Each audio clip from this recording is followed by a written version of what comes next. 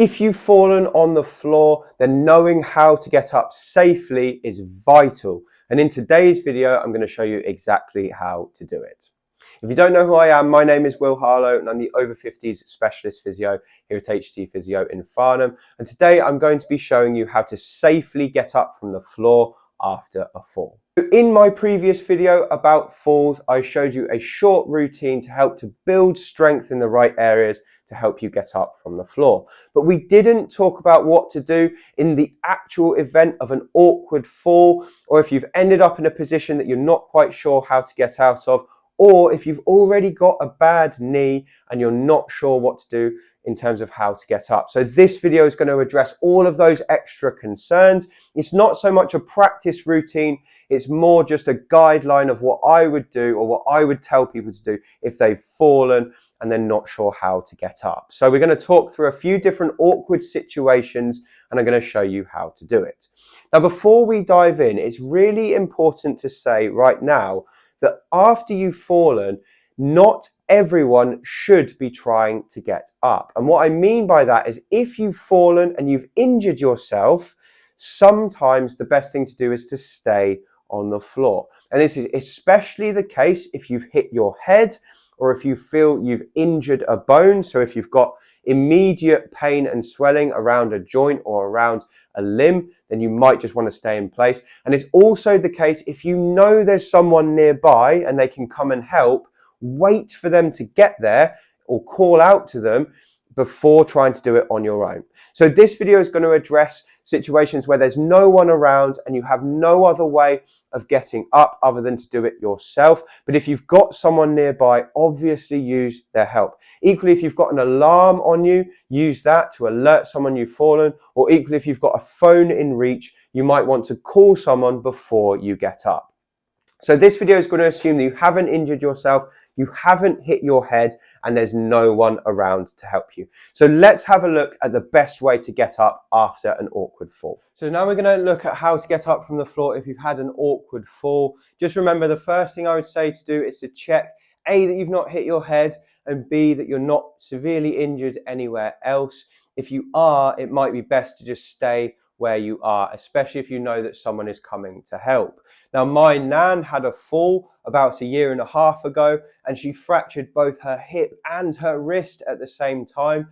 Thank goodness she was wearing an alarm, so she just pressed it. She stayed exactly where she was and she waited for my aunts to come and call the ambulance, basically. But if she tried to get up, she would have done herself more damage. So the first thing to do is to check you're not injured.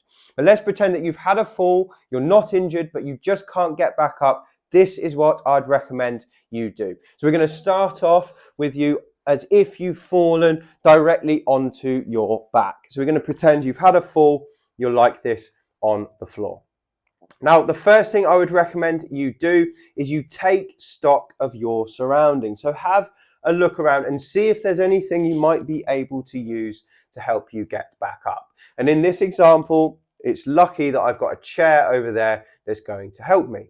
Now, I need to get to the chair. So the first thing I'm going to try and do is I'm going to try and get myself onto my side. So what I would do is I would straighten out the leg of the side I'm about to roll to and bend the other knee up like this. So already I've got some momentum taking me this way, and I'm going to use the foot on the floor here to push myself forward onto my side.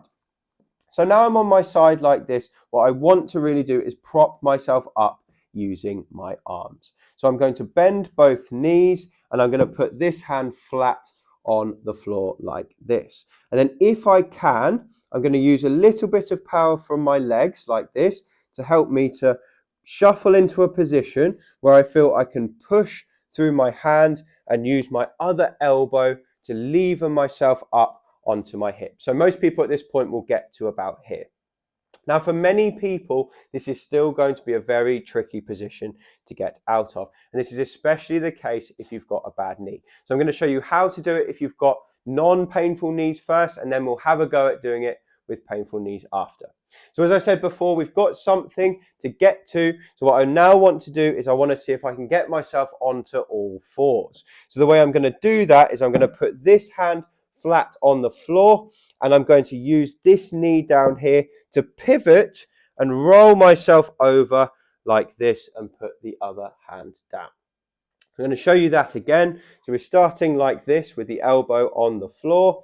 I'm going to put this hand flat. This knee is going to press down, and I'm going to roll myself up like this onto all fours.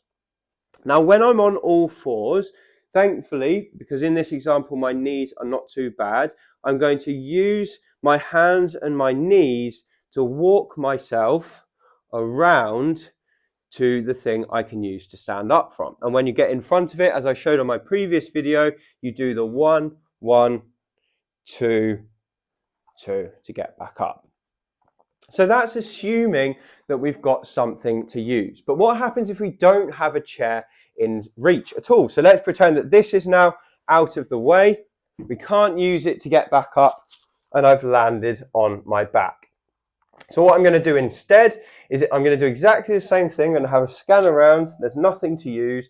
I'm going to straighten out that leg. I'm going to bend this one. I'm going to use it to roll myself onto my side like this. I'm then going to put my knees up a little bit, shuffle myself into a good position. This hand goes flat, push down using the other knee to pivot, and then come up. And now I'm in this position. I'm still in a good position to get myself up. Now you might find that you can benefit from taking a couple of steps to a wall. So you can put a hand on here like this and then bring a leg up. Now if you struggle to lift your leg up because of your hip, you can use the wall to come up here, grab the leg underneath and just help it. So that's another way to do it. But if you don't have a wall, if you're in the street and there's no one around, you come to all fours. And again, you're going to try and get this leg up. You might find that you're better off coming up onto your fingers and then lifting the leg like this, or coming up onto your fingers and helping that through like that. So once you can get into that kind of sprinter's position, then you can use your hands to lever up like this. Not ideal, but if you've got nothing around, that is the best way to get up. Now let's have a look at how we would get up off the floor if we landed on our side. It's absolutely no different. We're just skipping the first part. So you would start like this. Again, you're going to put a hand flat. You're going to bring your knees up towards you. You're going to use your knees to shuffle yourself into a position where you can pivot. Then you're going to push through your hand and pivot on the leg like this. And again, you can come up onto your fingers, or you can bring a hand forward and bring your leg up like this, or bring that there and bring a leg up like this. And again, lift. So that's how we do it with nothing if we've landed on our side. If you've landed on your front, it's slightly different. So if you've landed flat on your front and thankfully you haven't hurt yourself, but you still don't know how to get up, then we can use this position to help us get onto all fours. So what I would have you do is I'd have you try and tuck one elbow underneath you, then the second elbow, so you're up like this. And if you can't extend, what you want to do then is just lift your tummy off the floor. And you're going to try and bring one knee under you and then the other knee under you like this. So you're on elbows and knees, then one hand and one hand. That brings you up onto all fours, and then you can move from there. But now all of that is assuming that you've got two good knees. Let's have a go at doing it with a bad knee. This is a difficult technique, so it's not going to be suitable for everyone, but it's the best idea I've got for how to get up with a bad knee that you can't kneel on and you can't really push off very hard. So bear with me. I know this isn't going to help everyone, but let's give it a try. So let's say, first of all, it's my right knee that's the bad one. I've fallen onto my back like this. So I'm still going to try and bend the bad knee if I can. It doesn't need to come up very fast. We'll just do a slight bend. We straighten out the good one. And we're going to roll towards the good side, so away from the bad side like this. Now this part remains the same. So we're going to tuck this leg underneath us, the good one. We're going to put the hand of the bad side on the floor, and we're just going to try and lever ourselves up like this. Now this is where it's different, because before we would try and get both knees on the floor, but now we're going to try and pivot just off one. So the next thing I'm going to do is I'm going to take the bad knee across me and put the foot on the floor. And this doesn't need to be highly pressured. You don't need to push down into it. It's just for support.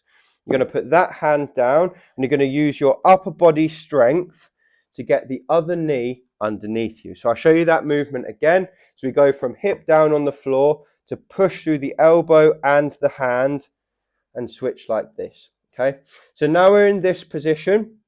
What we're going to do is we're going to try and lift the other hand up. So this is your bad knee here, and we're going to try and bring that leg around to there if we can. And we're going to use our hand to do that. So from this position, bad knees here, going to use the hand to bring it to here. Now, if we can get from here up, you're going to use your thigh of the bad knee. And then if you can, you're going to try and use this leg to push up from, using your upper body just as much as your lower body. Now, I appreciate that's not ideal. So if your knee can't tolerate that, I'm sorry, but that's sort of the best we can come up with if there's no support. Obviously, if you do have a bad knee, this becomes easier if you're able to crawl to a position where you've got a chair. So let's say you've managed to crawl to this position here. So you're in this position with your bad knee here. You're basically going to put your hand down. You're going to bring the foot over the top. You're going to pivot like this. So you're up here. You're going to try and bring yourself tall. This hand comes under, brings it through. And then what you can do is you can sort of slowly walk yourself forward like this. So we're kind of shuffling along using the other knee as a support. Then we go hand, hand, and you can bring a bit of momentum in, bring your body weight through your hands and push up. Now, I appreciate that's not ideal, but that is probably about the best we've got if you've got a bad knee. It's a very tricky thing to do to get up from the floor if you've had a total knee replacement. So trying not to fall is obviously the best strategy, but if you do fall, you're probably going to need a bit of help from someone else.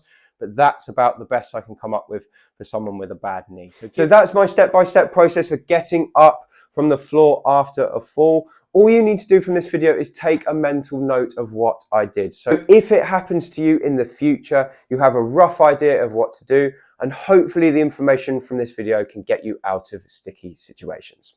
Anyway, that's all from me. Thank you very much for watching. If you've enjoyed this video, please leave a comment below and subscribe to the channel if you want more from me. And if you like this kind of stuff, then please feel free to pick up a copy of my book. You can find it on Amazon. It's called Thriving Beyond 50, and it's got loads more information like the stuff we talked about in this video. So you can pick that up using the link below. Anyway, that's all from me. Thank you very much for watching, and I look forward to speaking to you on the next one.